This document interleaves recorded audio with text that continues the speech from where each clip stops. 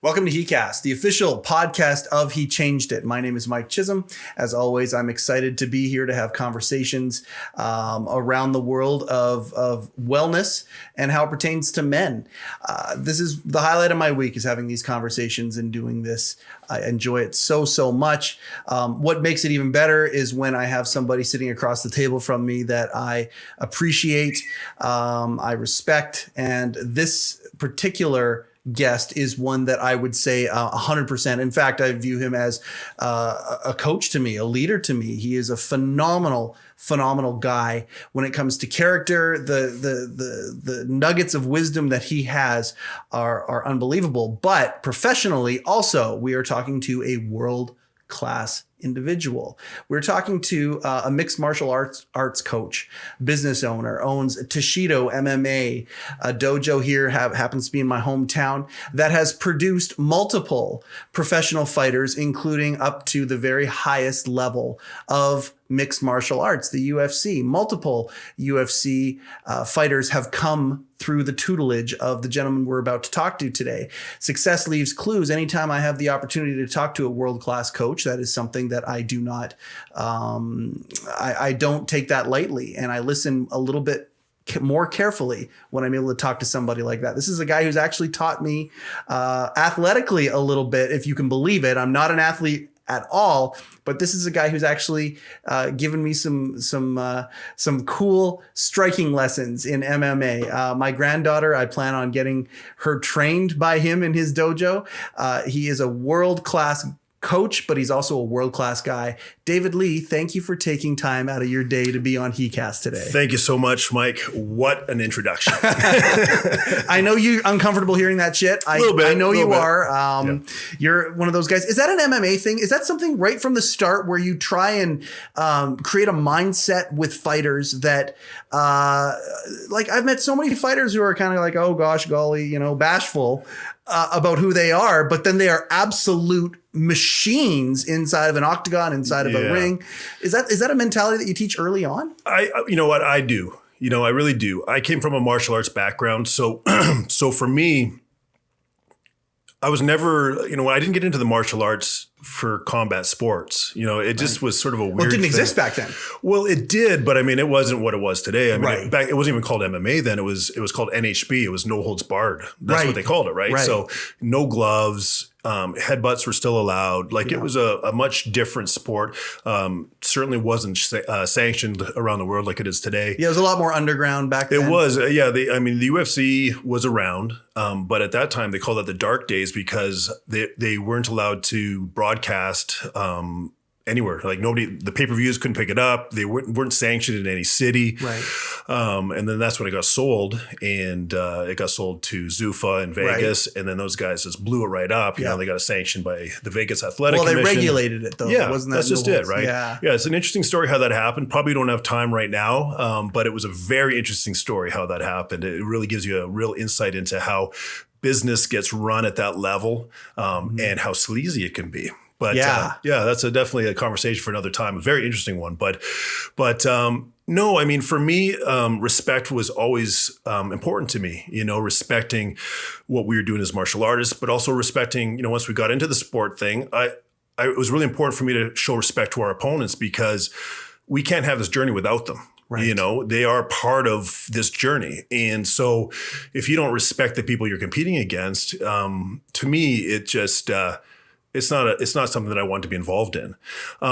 As the sport grew, of course, attention and eyeballs got on it. And so we got a little bit more of that Conor McGregor thing going on now, right? The WWE kind of thing. Absolutely. Theatrics. Theatrics, yeah. And there's room for it. It can be exciting. The problem that I had was that there's only one Conor McGregor, and he's very good at what he does. Mm-hmm. And the reason why he was successful is because he's smart and he's actually quite funny. Sure. He has crossed the line on a few occasions where I'm like, that wasn't a good look, Conor. Too far, right? Yeah. When he starts talking about people's wives or nationalities, that kind of, I find that very I don't like it. The level of disrespect. Yeah, it's too much for me, right? But when they're making fun of each other's styles, whatever. I mean, when Conor McGregor goes, you'll do fucking nothing. It's like nobody can say that like Conor McGregor, right? And get away with it. He's got the good accent, for everything. But the problem is, and I saw this even on the regional show. You got these young guys coming up. Some of them haven't even had a single win on a regional show, right? Or, we're talking about fighting in front of 400 people. They're all your parents and friends. Yes. And they're talking about red panty nights like they're Conor McGregor. Oh, the bravado they bring in. Yeah, and they're talking all this shit and disrespect. And I didn't have time for it. It's like, it's one thing when you're good at it and you're putting up with it and you're trying to get money out of it, right? I mean, that's what Conor's doing. Right. Is he's trying to build up and he's trying to create eyes on the product. Absolutely. And he's done it better than anybody. That he's with his sale of his whiskey, he's now really damn close to being a billionaire, and unbelievable. 600 million just this last week from his whiskey sales. He made 100 million or whatever in his Mayweather fight. I mean, the guy has done a lot of really good things. Yeah, he's married business and now better than anybody in recent memory, and certainly the best in MMA history. Absolutely. Yeah. I mean, he's groundbreaking. Now that only works when you're winning. Yes. Right. So we got to keep that in mind too. He struck gold because he came into the sport and actually backed up what he said he was going to do. Right. Some of that is obviously his skill set and his mindset, without question. Yep. But we can't.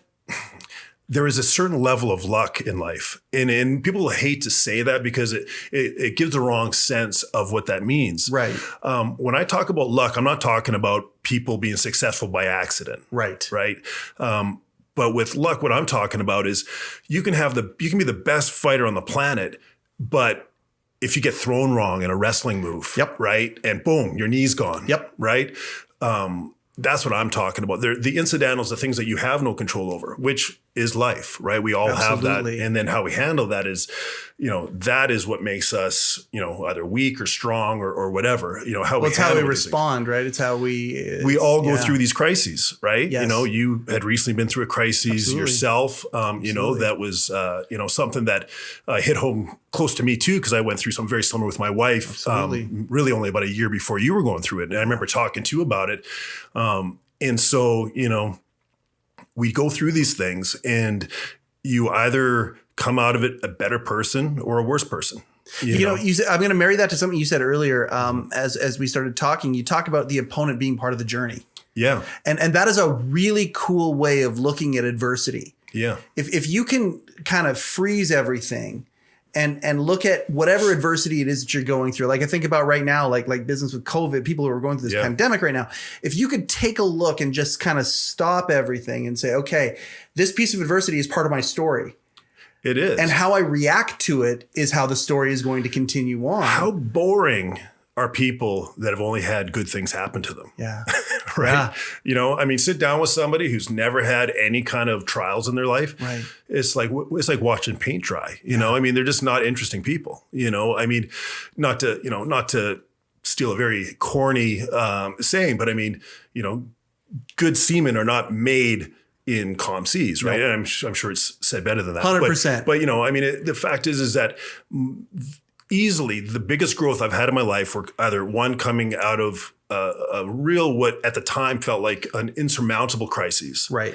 And secondly, I know something big and good is going to happen if I'm terrified. If I am terrified, I know this shit is going to be good because I've got so much on the line. You know what I mean? And I mean, think about your life. Think about the times where you've had the most anxiety in your life. Yes. It's always like right before something big happens. Yes. Right. And I don't know. I don't always like to say it's a good thing or a bad thing because that becomes very subjective. I've had some things in my life that seemed like, man, I made it. This was incredible. And it ended up being a nightmare, when you look back on it. Yes. And I've had things that felt like, this is dog shit. How could this happen to me? And it ended up being the best thing that could have possibly happened at that time. Yeah. And so I don't know at what age that happened, but there was an age where and it might have been during all of this stuff, like with my wife being sick with cancer. At the same time, I was going through some crazy physical things myself. Yep. I have a story of when I look back at that era, I have a story that I fall back on as like the the moment where I knew kind of like how much of a dark place we were in at the time. Right. And what it was I had a year prior, I'd torn my bicep completely off the bone. Yep. And it's a fairly substantial surgery to get it all back together. I mean, I've had numerous surgeries. I've had spine surgeries. I've had all kinds of knee surgery. Yeah. This one was not the most difficult surgery, but the longest to recover from because the ligaments have to graft back to the bone. So they drill holes through the bones of your forearm and then they pull the bicep back down and then they screw it all together. And then it takes about a year for it to come back. God, the things we can do. Right. Oh, yeah. I mean, it's incredible, right? Crazy. But so fast forward a year, my wife is diagnosed with non-Hodgkin's lymphoma. Mm-hmm. And right, like literally at the same time, the same week, I tear my other bicep off the bone. So I'm just back training. I just recovered. I'm back in kind of a mental state where I'm back training again. And boom, my other bicep, boom, right off the bone. Same thing. Same surgeon, same surgery, everything. And I know at this point I'm out for another year, right? And I'm not a young man. I mean, I'm turning 50 this year. So a year of no exercise is like a decade when you're in your 20s. Yeah. You know what I mean? You just don't bounce back, 100%, right? 100%. And so Melanie, my wife, we drive together to the hospital. I drop her off at the cancer center for her first round of chemo. So this is all new to her. I drop her off. I drive to the other side of the hospital. I park. I walk in and I'm sitting there and I'm getting surgery. I'm in there. I'm going under the knife. I'm doing the whole thing. I'm scrubbing everything, getting ready. So I go under the knife. I wake up. I come to, I do my little recovery thing. And then Melanie leaves the cancer center, comes to the other side of the hospital to pick me up to drive me home from surgery. And I remember going home going, this is pretty fucked up, huh? Yeah. Right? Like, how did we get here? We were both just, doing our thing, a couple weeks ago here. And now we're you know what I mean? And absolutely. So that was when it really hit me, like, kind of like, we're in a really rough spot here, And I mean, of course, you have all the fears of not knowing what's going to happen to your wife. Yep. You as you know, you never get any clear answers because there are none, right? They can't tell you that you're going to be okay because they can't. They don't have a crystal ball. They can't, right? And as much as you need to hear that as a human, you're not going to get that from the medical community. They're not going to, there's too much liability and, there's just they just can't do it. So anyways, looking back on that, now that we're all in the clear, that for me is rather than such a dark moment, it's almost like a moment of triumph. Yeah. Do you know what I mean? You look back and like we were there and I remember still the way I felt, and to feel that way and to feel, to come out the other side of that, you just know that, man, it sure makes life interesting, That's for damn sure. Now I want to marry the mental training that you have done through martial arts into how that applies kind of every day. Was there something that you can kind of you're going through this heinous time and you can't, what you just described, a writer would be, okay, we're on the path to something really, like, this is some good writing here. There's some drama here happening. Yeah. Are there tangible things that you're able to, like mental exercises or thought patterns that you have built throughout the years as a martial artist and as a coach that you're kind of clinging to at that point? Are there things that are tangible that you can kind of say, I'm going to use this technique to kind of help me weather the storm that we're going through? I find that stoicism has helped me a lot over the years. Yeah. And so, stoicism is very linked to the martial arts. It has lots of different names. You've got Bushido, you've got Buddhism, you've got all these things that have, that have crossover ideas tools and all those things, and stoicism really helped me over the years because it helps me keep things in perspective. When you realize that you're just a speck flying through this universe. Yes. And really at the end of the day, nobody gives a shit. You know what I mean? Right. Like, it doesn't matter. Yeah. It really doesn't matter. Yep. And that's helped me through a lot of things in life. And, when it comes to tragedy, when it comes to good things happening, like, it's really important not to get too blown up when things are going your way either, because these things are, they're fleeting moments and it's important to enjoy them. but you can't hang your hat on them.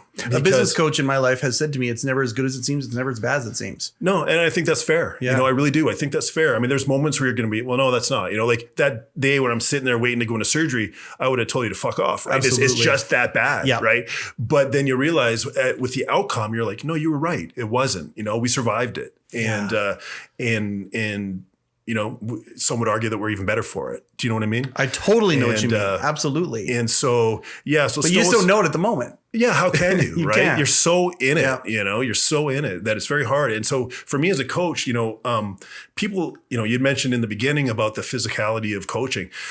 I would argue that my coaching, the mental game is far more important. Because you got the techniques down, you get the physical techniques. I can teach down, anybody to throw a punch, right? Right, and I could throw, you know, everybody in this room. I could show everybody how to throw a proper punch, you know, and not only a proper punch, but numerous proper technical punches, right, in a very short amount of time. But that doesn't mean you're ready to go in front of a few million people and putting it all on the line, right? That's a whole different, you know, that's a whole different level of anxiety, and that's not learning how to punch. Punching is not going to get you out of that, right? That is all your mind frame.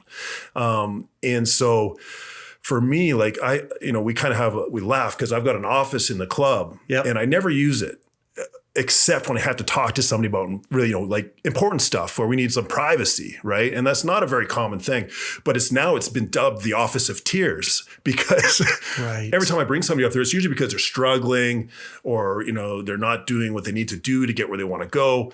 And there's a lot of emotion behind that. Yeah. And so, that office has become kind of like a, you know, like a doctor's office in the sense that, you know, and I'm not a doctor, right? but I am a good, you know, I'm a good listener. Absolutely. And so, you know, so I mean, I get people in there with relationship problems and you know, money problems and, you know, anything that sort of gets them distracted from their task. And when you're taking on a fight in the UFC or Bellator or any of those big, you know, world shows, you can't be distracted. You know, if you don't have laser focus, you're gonna lose. But losing in MMA isn't like losing in hockey. No, right? Losing in hockey is like, you're in a team. You can kind of spread the blame a bit. You can, and you're going to be there next week, right? Yes. And you can have the shittiest game and then you come back next week and you're a hero. Fighters fight 2-3 times a year, maybe, right? When you lose a fight in the UFC, and a lot of people don't understand the pay structure. When you lose in the UFC, you don't just lose, you lose half your income, like right off the top, right? So you lose half your income and there's a decent chance that you're not going to have a job anymore, period. So imagine like you're in the NHL, right? Let's say you're a goalie, right? Now imagine that every single game as a goalie, if you lose, you might not be playing hockey the next day. That's the pressure the fighters have. Absolutely. Every time no 82 game fight season. No. And like, you know, and to give you some perspective, a second string kicker in the NFL, you know, who never ever steps on the field has a secure job making $500,000 a year, minimum. It ain't like that with fighters. It ain't like that in fighting, right? No. You lose half your income. You may or may not fight again that year. You may or may not have a contract to fight again that year. And imagine now you've just fought in front of 10 million people in a UFC pay-per-view. And you lost your job because you got caught, right? Which happens when people are throwing fists at each other. And now you're a 25-year-old at the peak of your career. Now you got some decisions. Do I retire at 25? What have I been? You know, I've done nothing but train martial arts since high school, and probably before. Or do I go back and fight in front of 500 people in a gymnasium in Castlegar? Right. And I mean, that's the drop. Right. So it's imagine like it is that severe. Absolutely. So it's like, you know, being playing in the Stanley Cup. And then the next day you're playing in the beer leagues in West Bank. You know what I mean? Like it's that fast. It's that fast, right?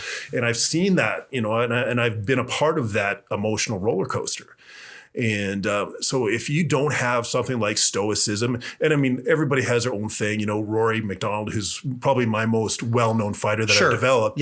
You know, he is religious, like, you know, like, boom, boom, boom. And I've seen that, you know, I mean, he's been a part of my life since he was 14. And, you know, and I've been through his growing pains from 14 to a 30-year-old adult with his own family. And it's been an incredible thing to watch. But, you know, I've watched how he's how he's mentally prepared through all of these, and nobody's been in a more insane situation than Rory has in these. I mean, he's fought Robbie Lawler for the UFC title, some of the best, won the Bellator title, absolutely. and I was cage side for everyone. Right. And I mean, we both lost a lot of, I probably lost at least 5 years of my life just from stress from those fights. Right. But, he used religion, he used, he'd bring his Bible with him and he would find comfort in that, as a lot of people do. And whatever you do to find that peace of mind, I think it's really important. They call it the spirituality. I grew up religious. I've never really been able to sort of, it's just not something that I've been able to sort of hasn't personally get grabbed behind. you. It doesn't grab me, into your heart. I find the logical side of me has a hard time with some of the things, right? But there's got to be something that roots you. If you're going to take, like, you talk about your office being the room of tears or whatever. Like, I can't imagine that if you got somebody, and I've seen you coach literally the amateur of the amateur of the amateur, like, a 4-year-old, all the way up to, I've watched you coach Rory, so the upper echelon. But as a coach, when somebody's off mentally, you probably see it immediately. It's probably one of those things where there's something going on today. It happens to every fighter, every camp. It's not a sometimes thing. It's an all the time thing. Every week you have to remind these guys why they're doing it, because it's not fun. Right. It's not fun to show up every day and push yourself till you just want to, just collapse. Yeah. And not only that, but at the same time, having somebody punch you and try to choke you, you know what I mean? So, there are days where that's the only thing you would want to do, but there's a lot of days dragging your ass out of bed to do that is not easy. Yeah.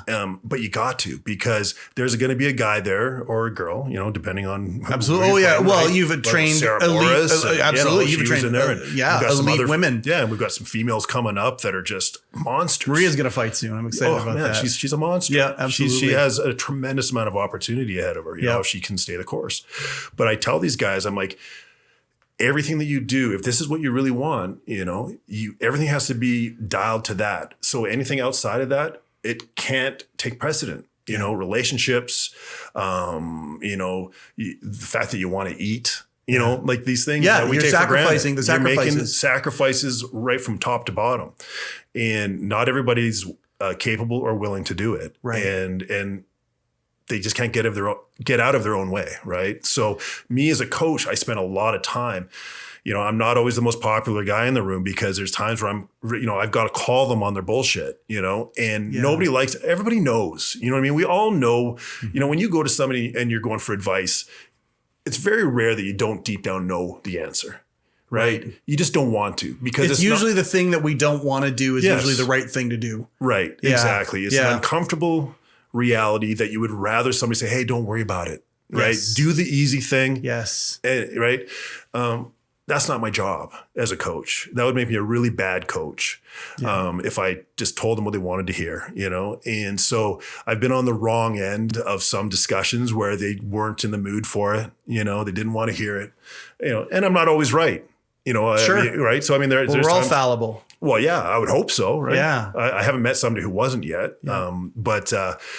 So, I mean, sometimes I say stupid things too. Right. Yeah. But for the most part, I mean, I try to keep it. I want to see them succeed. There's no money in it for me. Do you know what I mean? Like, I do. People have a really misunderstanding. I remember, when people would hear about my guys, like I remember like Matt Dwyer, right? He won 2 fight of the night bonuses in a row in the UFC. It was amazing. One of them was in Brazil. One of the coolest experiences I've ever been to. When we were walking out in Brazil, the entire stadium of about 20,000 people were all chanting in Portuguese to Matt, "You're gonna die." And we're walking out there, right? These 2, Canadian boys from K-Town, right? And, and Matt's like, he's looking around. I'm like, Matt, you're going to win them over, my friend. Right. Just kind of trying to, keep them from, not exact, like, holy, how does that not affect you? Yeah. Right? Yeah. And sure enough, he did this amazing technique, a Superman punch knockout. That was one of the knockouts of the year. And of course, the crowd at the end of it was chanting for him, right? The respect is there. Yeah, the Brazilians just want to see a good scrap, right? Yeah. And, but yeah, I mean, you go through these incredible experiences, with these guys. But again, yeah, like if you can't keep them focused, if you can't sort of keep them dialed in, it's a problem. And a lot of my guys have lost contracts because of that, not being able to do that, and, I would sit down and I would talk to them and try to reason with them. Like, if this is what you want, you're not going to get it doing that. Yes. Right. And, and unfortunately for some, they get it, but it's too late. Right. That's that luck you were talking about, though, too. Sometimes it's a timing thing. Sometimes it's a situational thing. I've had one of the most victims of timing that I've ever had was, and I think you might know him. He's one of my fighters. He's retired now. Okay. He's been one of my best friends for, he's been with me since day one. This club is 22 years old now. He's been with me like since the very beginning. His name is Mike Adams. Absolutely. Yeah. And he was one of my, he's bantamweight now, but we had him basically on the lips of the UFC for over a year, but they want to see him like win one more fight. And for a year, nobody would fight him. Yeah. We could not get this man a fight. And like literally one more fight he was in. Like that was where he was at, right? They knew who he was. Yeah. It's just one of those things like get him another fight, whatever. We could not get him a fight. It went on and on and on. Started moving into the second year. Now, Mike he's not a young man either, right? I think he's a couple of years, so he's in his 40s now, right? So, I mean, he was like in his mid 30s at the time, right? So, I mean, as a fighter, it's not that you're losing technique, but you're not recovering, right? And people will see me spar my UFC guys and they'll see me do good, right? Sure. Because I mean, I've been doing this a long time. Yep. But that's not would get me. That's not, why aren't you fighting still? It's like, okay.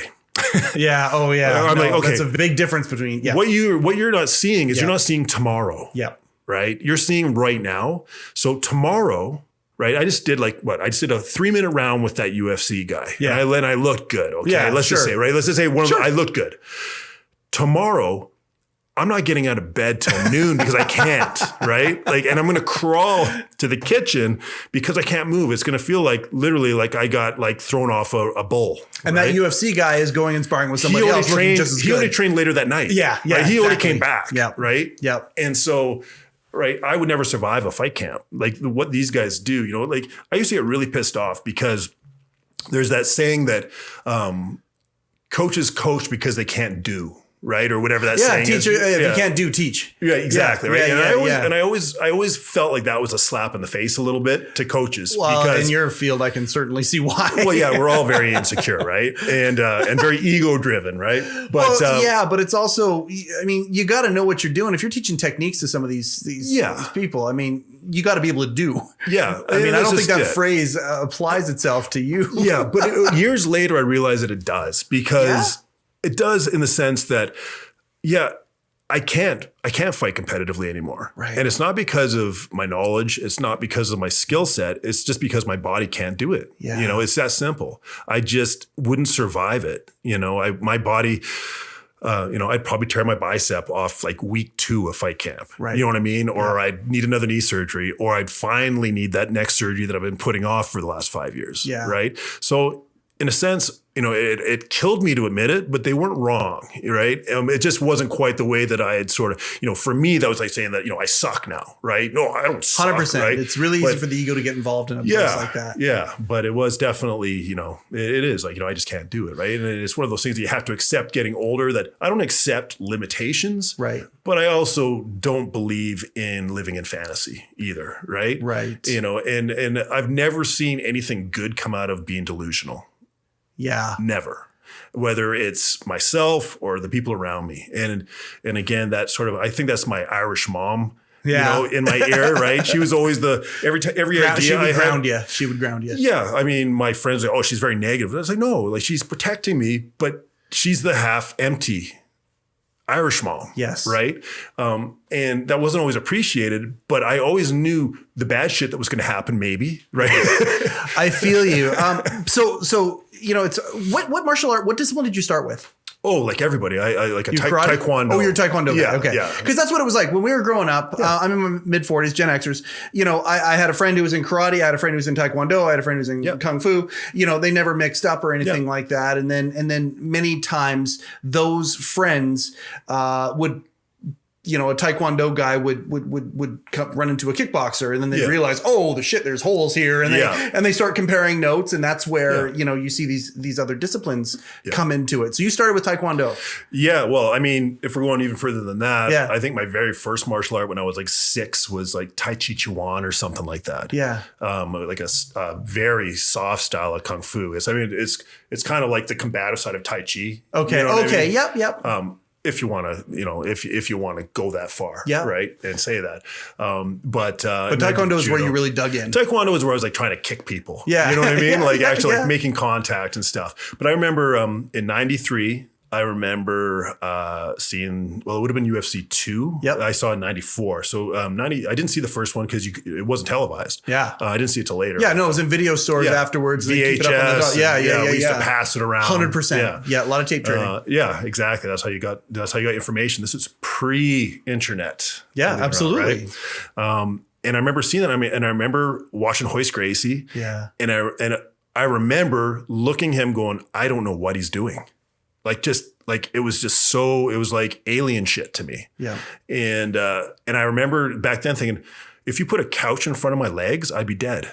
Because that's all I could do, right? And I could kick really well. Sure. But that was it, right? Yep. And I'm like, you know, how would I handle if this, you know, Hoist guy, you know, what is wrapped me up? Yeah, he looks like a python, right? And I was like, I have to know that, you know? And so, you know, martial arts have always been that way for me too, is, again, and it's human nature, right? You either, when you see something new, you either pretend it doesn't exist. Yes. And in many cases try to discredit it for what it is. You're going exactly where I was actually going to take that. And I want to just bring up the word ego for a second.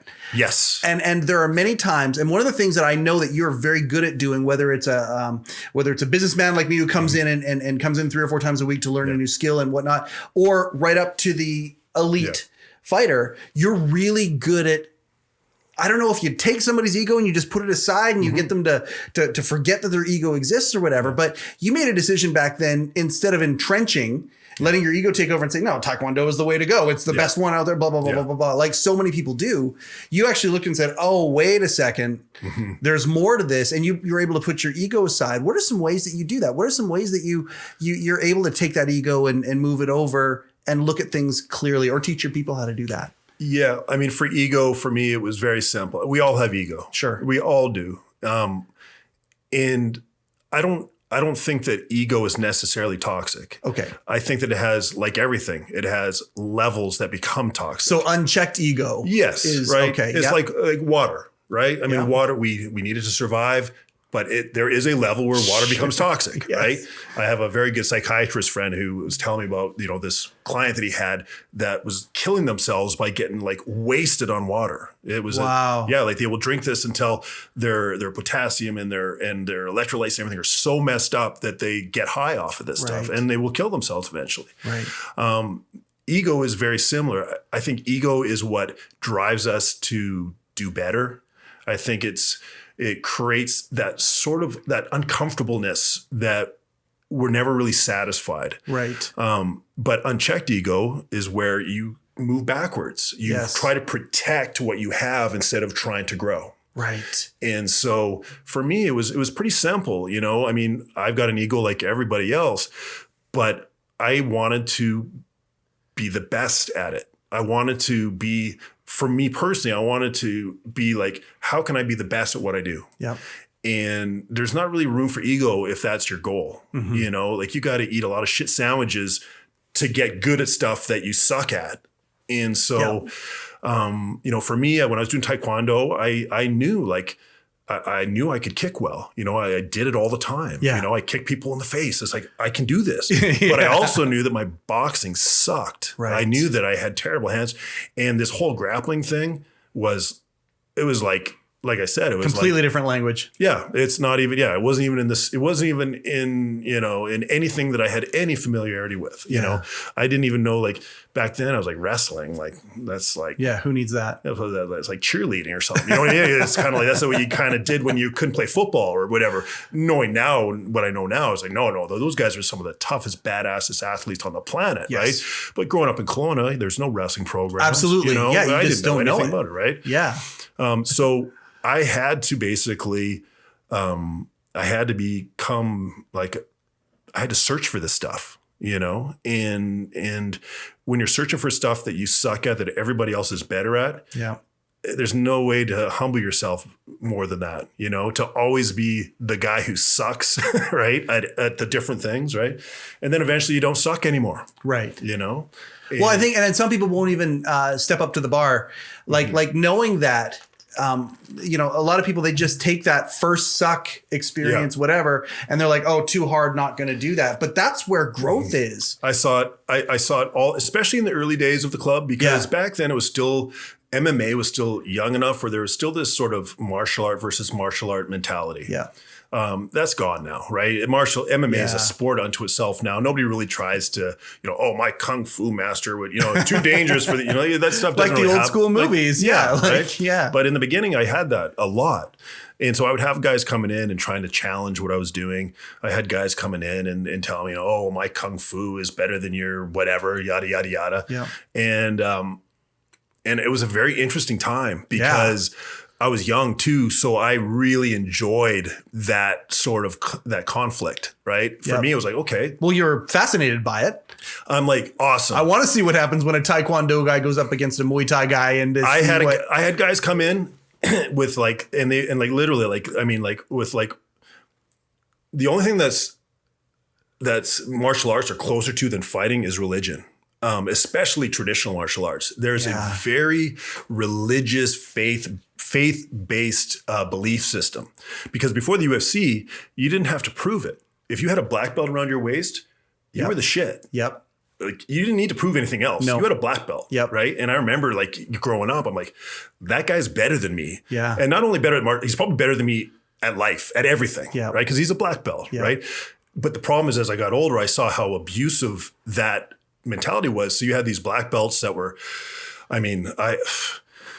one of my Taekwondo instructors ended up in prison for molesting kids. I had another Taekwondo instructor who stole a bunch of money from parents because he had a gambling problem and disappeared. So these black belts weren't living up to what the black belt meant in your mind. No, they were snake oil salesmen, right? Yeah. And they never had to back it up. So I wanted to be the opposite of that. I wanted to be literally the exact polar opposite. So I've never been called sensei in my club. I've never wanted that sort of, yes, sir, Mr. Lee, sir, bullshit. Right. I was always, I'm Dave.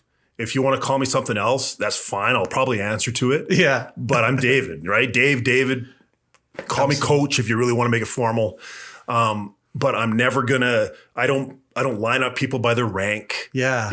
Because I saw so much abuse come from that hierarchy where you had like lower belts and they just like worship these upper belts, and they were for nothing other than this 2 inches around their waist. Yeah. Right. And it didn't matter if they were good human beings or not. Right. And so it was important for me to never have that. I really wanted it to be a merit-based system where it's like, if you like me, it's not because I'm wearing a black belt, it's because I've treated you well and I'm teaching you good stuff that works.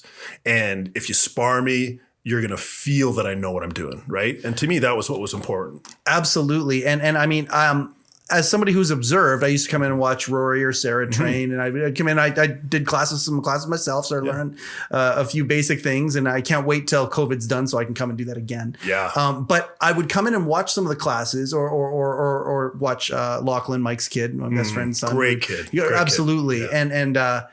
And watching some of those classes where you're watching Lachlan, who's 14, 15 years old, getting some proficiency in this, but all lined up against the wall and sparring with people in the UFC or people who it's their first night there. Yeah. I love watching that level playing field that you created in there. It was such a neat thing. You're literally watching iron sharpen iron. Yeah. And it's such a cool, it's just such a cool energy or vibe that you had in that place. It is. It's, you know, we kind of kid about all these safe spaces and all this, you know, stuff right now. But it really is there. Like, that is it a didn't safe matter. space. It did not matter who you were. You know, it doesn't matter what religion you were, what race you were, how you identified. Gender, none of that stuff. None of it fucking matters. You know, you come in and we're there to make each other better martial artists and just have a good time. And that becoming a better martial artist, I mean, it was physical, you get into better shape. Yeah. But it's, man. The office of tears. Your help with that stuff too. I have never had somebody walk out of those doors more stressed out than when they got there. Yeah. Like, people would come in with the weight of the world on their shoulders. And after an hour of just jujitsu and the mental chess and the physical chess of these martial arts, it's like your brain gets a timeout, right? Yeah. It's meditation. You know, it's meditation with punches, you know, and, you know, it's one of those things where, you know, that's probably been the hardest thing for my student base with COVID, is because, you know, us, with like many businesses, we've been shut down during all of this pandemic stuff. Martial arts was hit really hard during this. Absolutely. And that's what I get all these phone calls from not only students, but parents of some of my youth programs. And that's what they're struggling with. It's not that like, oh, little Jimmy's getting a pot belly because he's playing video games. It's like, no, you know, he's depressed right now. He's feeling isolated. He's feeling disconnected, you know, and that's probably the one thing that I'm really excited about getting back going again is having that outlet for these people, you know, that sort of, we all need it. You know, some people run, you know, they get that clear mind from running. Some people get it from, you know, meditating. Some people get it from prayer. You know, we get it from trying to choke each other, you know. Well, nothing like you said, you get distracted. Yeah. And you get punched or you get choked or you get, you know, whatever. You're not worried about, you know, the mean thing that somebody said to you at work. Nope. You're not worried about the fact that, you know, you've got an unpaid gas bill at home. You're too busy just living in the moment, you know, and everybody needs that, you know, at least a few times a week. You need that, right? Whatever it is, you know, and I have no judgment on how people get that, you know, whether it's tying flies, you know, going fishing, you know, whatever, right? Reading books, whatever, but everybody needs that. And and I find the people that are struggling the most, they've stopped that part of sort of self-care. Yes. Do you know what I mean? I do, very, very much. You know, so. and like, I really felt that when I was going through some of my stuff. I'm sure that year that you were going through your stuff with your granddaughter, you know, that's when you get so wrapped up into it, you realize, I haven't looked after myself. Like, people were like, by the time, you know, I was dealing with sort of the rougher parts of Melanie's treatment, because chemotherapy it's a nasty thing to go through.